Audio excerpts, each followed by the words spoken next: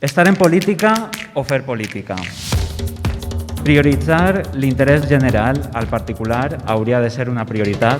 Entendran vostès la nostra preocupació pel nomenament com a alcalde d'una persona que no ha complit en les seues funcions de regidor, que ha passat per 3 partits diferents, que ha sigut impulsor del projecte fantasma de la UCAM, que ens ha costat més de 100.000 euros. També és el regidor d'Hisenda que mai va presentar un pressupost en 6 anys. Però també és el regidor que ha sigut incapaç de renovar la contracta de Parcs i Jardins, que està caducada de 2017. Les deficiències d'aquest pacte ens ha portat a Compromís a presentar 8 queixes davant el síndic de Greuges per falta de transparència, que van guanyar. I també hem presentat un recurs per un parc empresarial aprovat sense estudi econòmic que garantisca la seva viabilitat.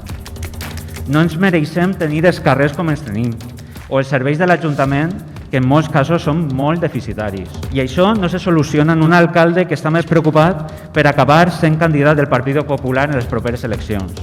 Avui el PSOE li entrega l'alcaldia al Partit Popular, no ens enganyem.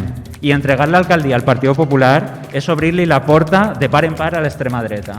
Per això des de Compromís seguirem parlant i treballant sobre els problemes reals de la nostra gent, perquè defensarem allò col·lectiu entre aquests polítics que pensen només en intercanviar cadires. La diferència entre estar en política i fer política.